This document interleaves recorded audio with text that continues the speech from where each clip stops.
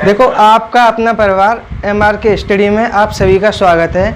और जो पिछली क्लासें विशेष रूप से 2 क्लास हो चुकी हैं और ये तीसरी क्लास है जो IUCL के लिए चलाई जा रही है। तो इस क्लास में विशेष रूप से 10 क्वेश्चनों को दिया गया है और ये क्वेश्चन 10 आपकी एग्ज़ाम को टारगेट करते हैं। तो इन क्वेश्चनों को देखना आपके लिए बहुत ही ज़रूरी है। तो आगे इसमें पहला क्वेश्चन लेके हम आपको करा रहे हैं।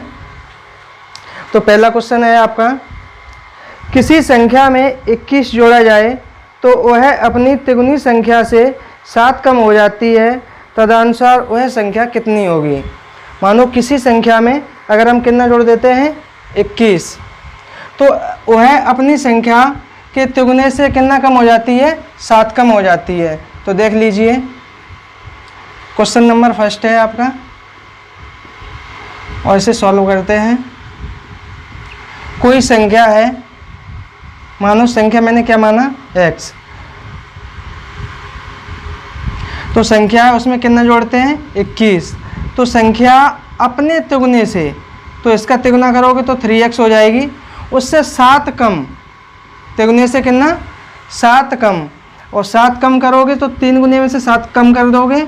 अब इसे क्या एक आपका समीकरण बन गया, इसे सॉल्व कर लो, x की वैल्यू निकाल लो।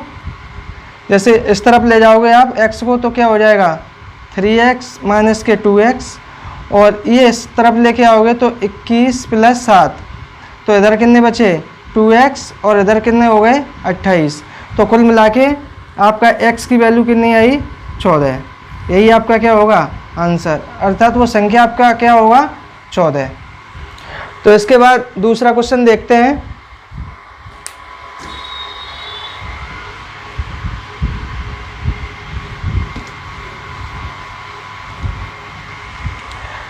तो दूसरा क्वेश्चन आपका होगा, जैसे 5 निरंतर संख्याओं का औसत 15 है, तो इनमें से सबसे बड़ी संख्या कौन सी होगी।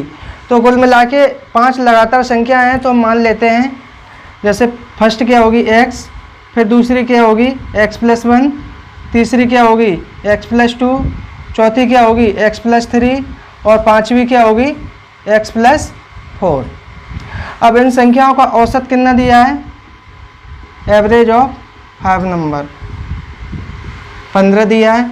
अब इन्हें अगर आप जोड़ना चाहो तो जोड़ो, x + x + 1 + x + 2 x + 3 और + x + 4। कुल मिला के यहाँ देखो 1 2 3 1 2 3 4 5, 5 क्या हुई x हुई, और उसके बाद जोड़ो नंबर 1 और 2 3 3 और 3 6 और 4 कितने हुए 10, कितने हुए 10। अब हमें क्या निकालना है एवरेज, ये तो हो गया योग। अब एवरेज निकालोगे आप तो इसमें क्या कर दोगे, संख्याओं का भाग, संख्या आपकी कितनी थी टोटल 5, और एवरेज आपका दिया कितना है 15, और 15 का 5 से गुणा करोगे तो क्या हो जाएगा 75, और 5x प्लस बराबर में क्या हो जाएगा 10। अब इधर निकाल लीजिए आप, तो 5x = 75 माइनस के 10, तो x = कितना आ गया 13। अर्थात सबसे x क्या थी सबसे छोटी, ये क्या होगी सबसे छोटी संख्या, और x + 4 क्या था सबसे बड़ी, तो 13 + 4 अर्थात 17, ये क्या होगी सबसे बड़ी।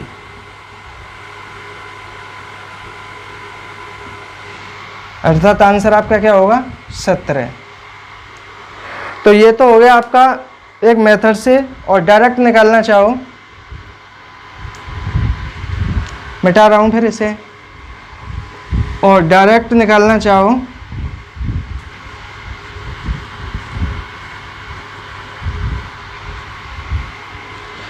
तो इसे हम क्या कर देते हैं, जैसे 15 है और 15 और 5 हैं और ये विषम संख्याएं हैं, तो इसके 2 आगे होंगी 2 पीछे होंगी, और लगातार हैं तो 16 होगी, एक क्या होगी 17, इधर क्या होगी 14 होगी, और इधर 13 होगी।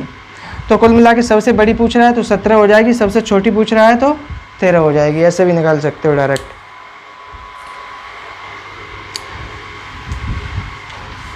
अब इसके बाद देखते हैं क्वेश्चन नंबर 3।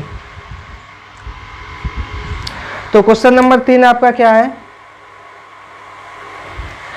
श्वेता 10 घंटे में एक दीवार पेंट कर सकती है, जबकि अंशुल 40 घंटे में इसे पेंट कर सकता है।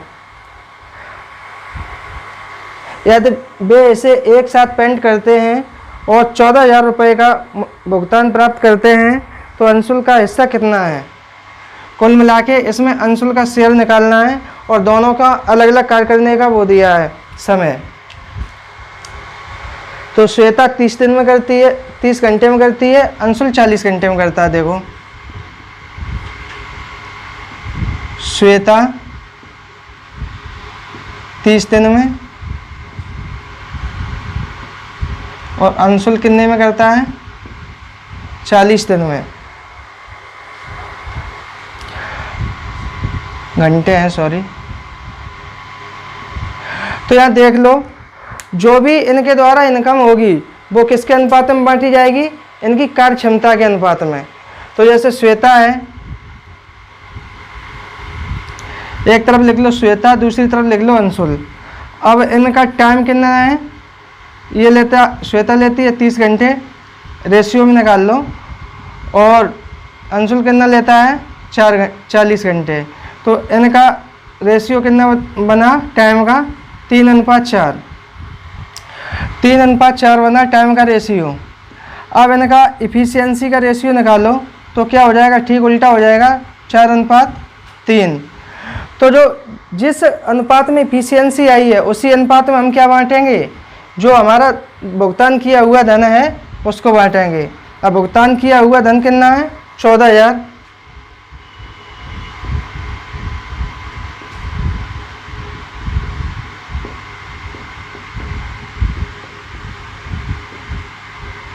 और 14,000 रुपये को अब पूछ किसको रहा है? अंशुल का हिस्सा। अब अंशुल कितना है? पीछे वाला।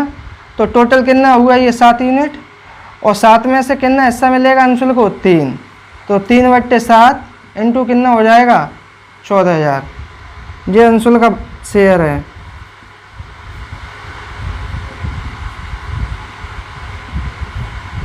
तीन बट्टे 7 इंटू 14,000। 14,000 को काट दो 2, तो कुल मिला के अंशुल को कितने रुपए मिलेंगे? 6,000 रुपये। यही आपका आंसर हो जाएगा। तो देख लो एक बार, कुल मिला के अंशुल को कितना रुपये मिलेगा? 6,000 रुपये। इसके बाद अगला क्वेश्चन देखेंगे।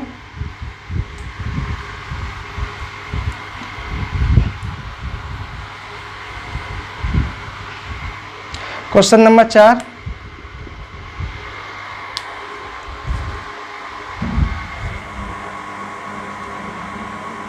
अगला क्वेश्चन है, संजय और सौम्या एक साथ 9 दिनों में एक काम को पूरा कर सकते हैं।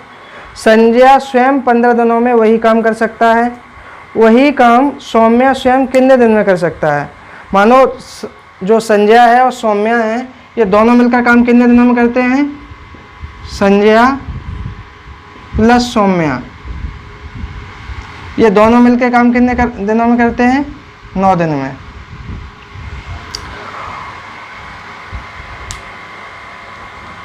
और संजय है वो अकेला कितने दिनों में करता है?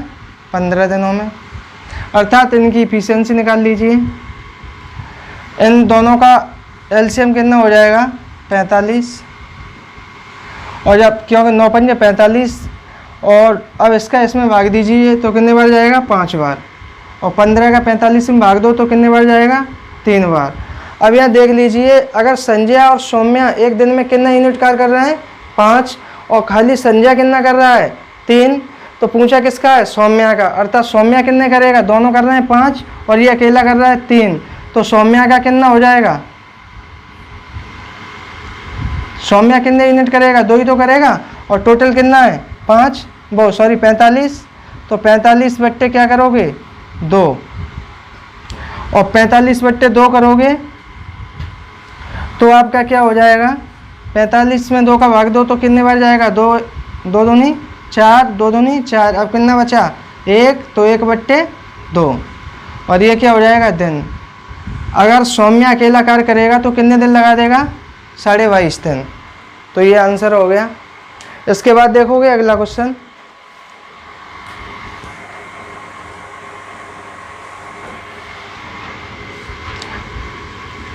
अगला क्वेश्चन नंबर है 5।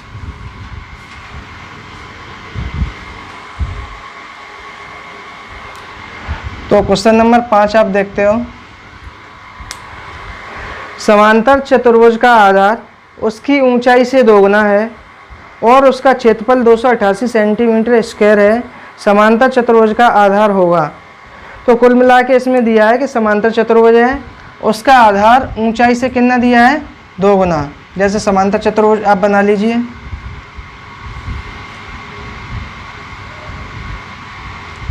ऐसे नाम दे दो ए, बी, सी और डी।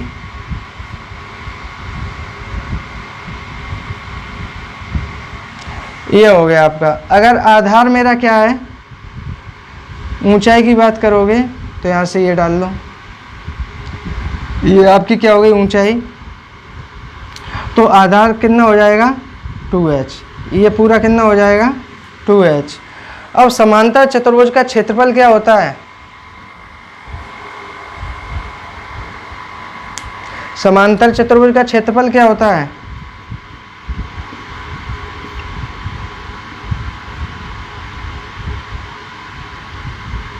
समांतर चतुर्भुज का क्षेत्रफल क्या होता है? आधार इंटू ऊंचाई, अर्थात बेस इंटू हाइट। तो यहाँ देख लो, एरिया इज इक्वल टू जे, ये क्या है आपका? आधार। आधार कितना है? 2h और हाइट कितनी है? h। अब एरिया की वैल्यू कितनी दी है? एरिया आपका दिया है 288 सेमी स्क्वायर। तो यहाँ देख लो, इसकी वैल्यू कितनी हो जाएगी?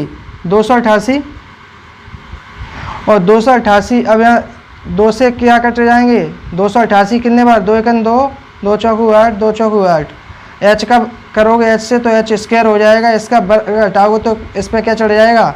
वर्गमूल, अर्थात 144। तो h का मान कितना हो जाएगा? 144। किसका? 144 का वर्गमूल क्या होगा? 12, अर्थात जो हाइट होगी वो कितनी हो जाएगी? 12 सेंटीमीटर। तो समांतर चतुर्भुज का आधार बताओ, और आधार कितना था आपका? 2h। तो 2 × 12 अर्थात कितनी हो जाएगी? 24 सेंटीमीटर। तो कुल मिला के ये है आपका एरिया दिया है कितना समांतर चतुर्भुज का? 288 सेंटीमीटर स्क्वायर। और जो हाइट है, हाइट का दोगुना बेस कितना? हाइट का दोगुना बेस है, तो बेस कितना हो जाएगा? 2h। और यहाँ देख लो, समांतर चतुर्भुज का क्षेत्रफल क्या होता है? आधार इंटू ऊंचाई। क्षेत्रफल दिया है, आधार 2h हो गया, ऊंचाई h हो गई। कुल मिला के सॉल्व करो तो h का वैल्यू कितना आ जाएगा? 12 और आधार हो जाएगा आपका 24। इसके बाद अगला क्वेश्चन देखते हैं।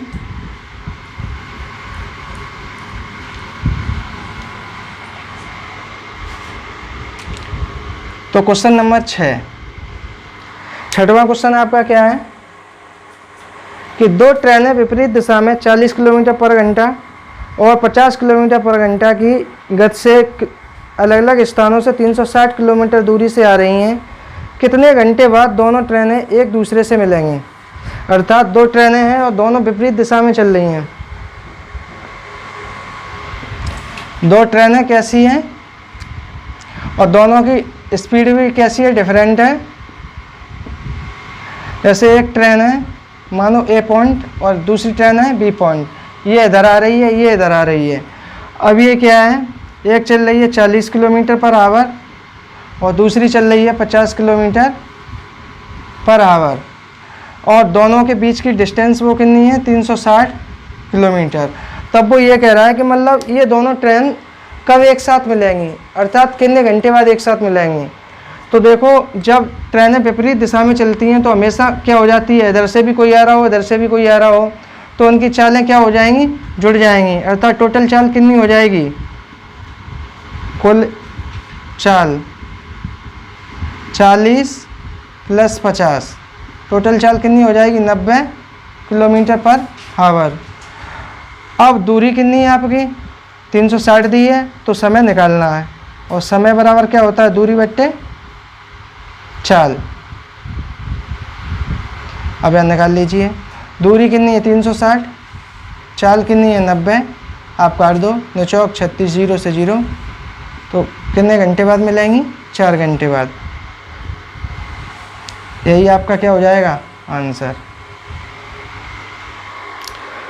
तो दोनों के बीच की दूरी दी थी, दोनों विपरीत दिशा में जा रही थी, तो चाल जुड़ गई, और टोटल दूरी थी 360, 360 और टोटल स्पीड कितनी हो गई 90, 90 का भाग दे तो 360 में, आंसर आपका कितना आ जाएगा 4 घंटे। तो इसके बाद देखो अगला क्वेश्चन,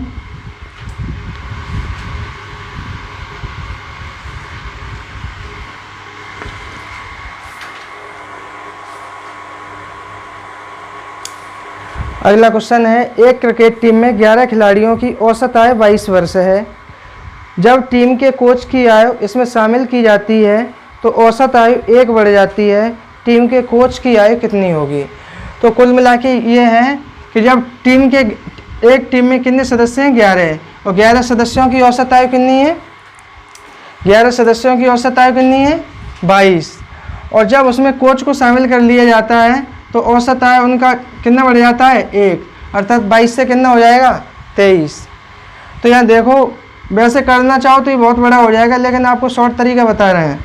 कुल मिला के पहले खिलाड़ी कितने थे 11, और 11 खिलाड़ियों का औसत कितना था,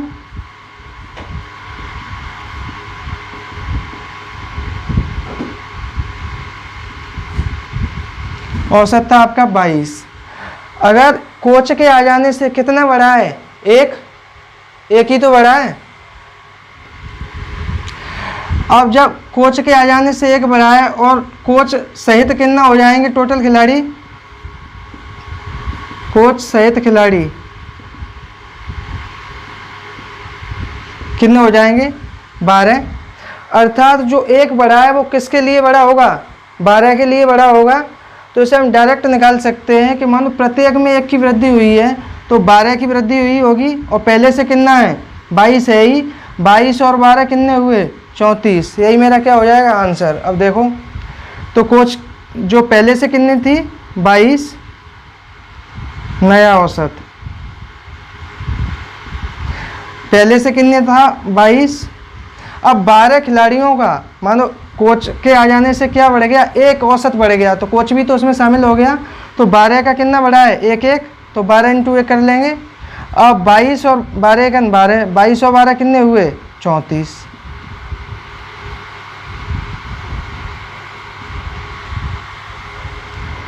वो कोच की आयु है ये, अर्थात कोच की आयु कितनी हो जाएगी 22, तो वो पहले से थी, औसत के बराबर होगी, प्लस 12 वो है 12 खिलाड़ी हुए, और 12 का 1 बढ़ा तो टोटल कितना बढ़ जाएगा 12, 22 और 12 कितने हो जाएंगे 34 वर्ष, अर्थात कोच की आयु कितनी हो जाएगी 34 वर्ष। इसके बाद अगला क्वेश्चन देखते हैं,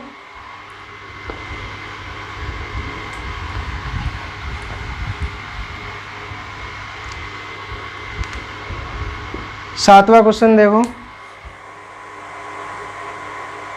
एक बोर्ड परीक्षा में कुल विद्यार्थियों में से 75% उत्तीर्ण हुए हैं। यदि अनुत्तीर्ण परीक्षार्थियों की संख्या 625 है तो कुल परीक्षार्थियों की संख्या कितनी है।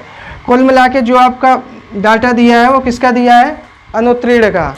तो अनुत्तीर्ण विद्यार्थी कितने हैं 75%, और उनकी संख्या कितनी है, वो 75% उत्तीर्ण हुए हैं।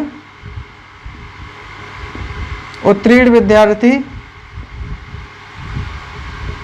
कितने हैं 75%, और उत्तीर्ण विद्यार्थियों की संख्या ज्ञात करना है आपको।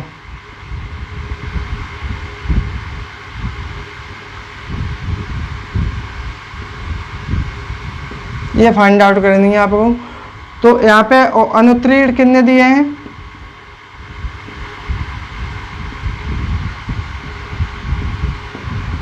अनुत्तीर्ण विद्यार्थी कितने दिए हैं 625। अब यहाँ देखो, अगर 75% उत्तीर्ण हुए हैं तो अनुत्तीर्ण कितने हुए होंगे 25%,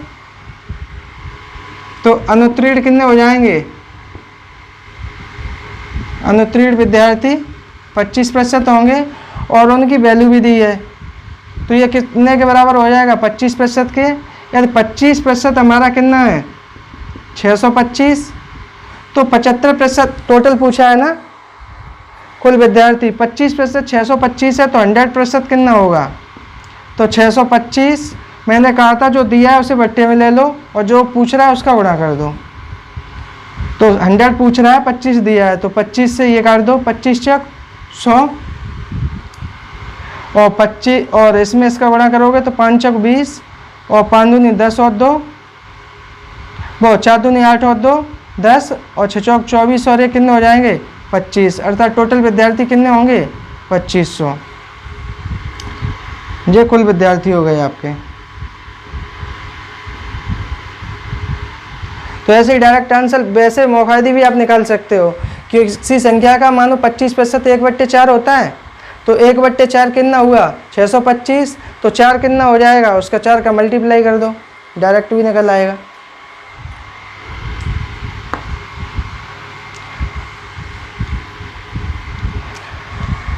जैसे 25% कितना होता है? 1/4 और 1/4 कितना दिया है? 625। तो कितना पूछ रहा है? 4 ही तो पूछ रहा है। जैसे 25 100 दे रहा है तो 100 इसका कितना 4 गुना हो जाएगा, तो डायरेक्ट 1 का निकाल लो आप।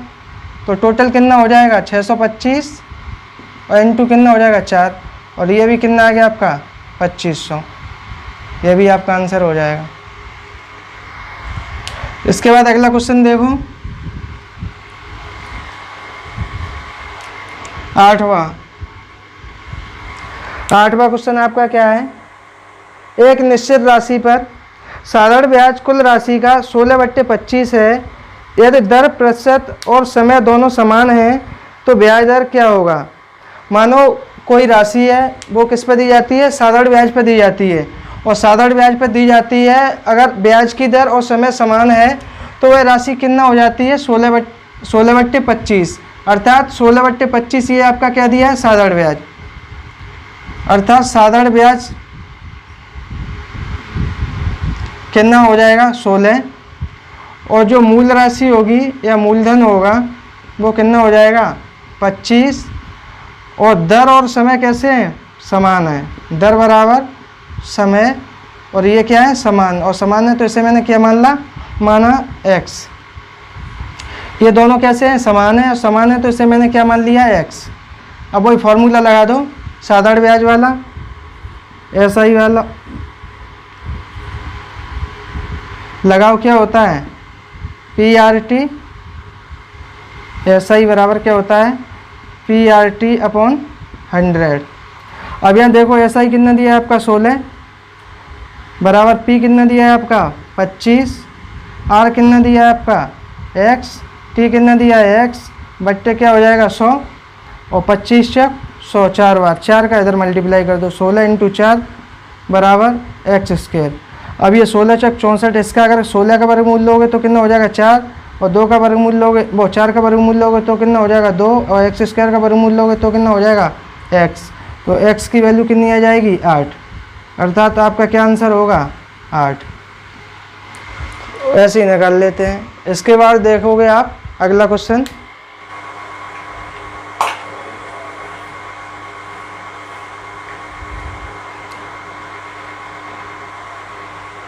ये शायद लास्ट ही क्वेश्चन होगा आपका।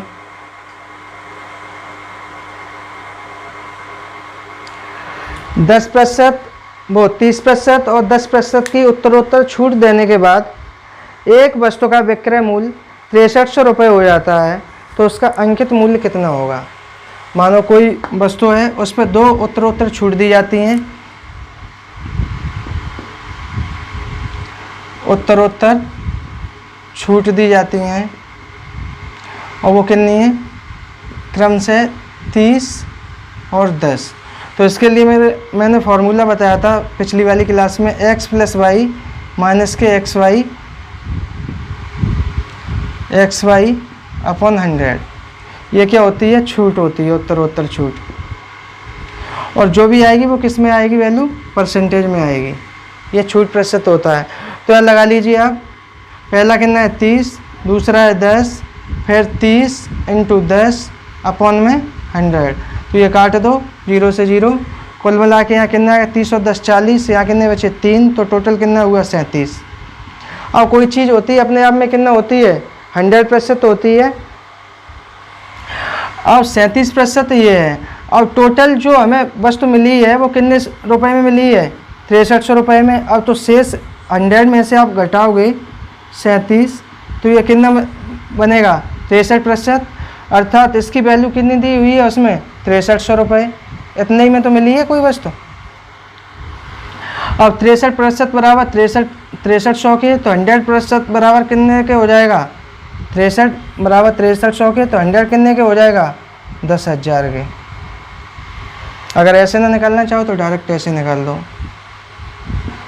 जैसे 100% बराबर 6300, बट्टे जो दिया है उसे बट्टे में, और जो निकालना है उसे गुणा में। 63 से 6300, अब इसका मल्टीप्लाई कर दो तो कितने आ गया 10,000 रुपये। तो इसी के साथ आपका ये वाला सत्र ख़त्म। तो इसी के बाद ये क्लास आपकी ख़त्म हो रही है, और आप सभी से कहना चाहेंगे कि हम सभी लोग मानो इतना मेहनत कर रहे हैं आप सबके लिए, तो कम से कम आपका इतना तो बनता है कि इसे लाइक करें और सब्सक्राइब भी करें, और कुल मिला के ज़्यादा से ज़्यादा आप शेयर करें। तो इससे क्या है कि हमारा ये आपका, हमारा ही नहीं आपका भी यही है, MRK स्टडी परिवार थोड़ा आगे ग्रोथ करेगा, तो आप सबके लिए और भी ज़्यादा सेवाएं दे सकेंगे। तो बस इतना ही कहना चाहेंगे। जय हिंद, जय भारत।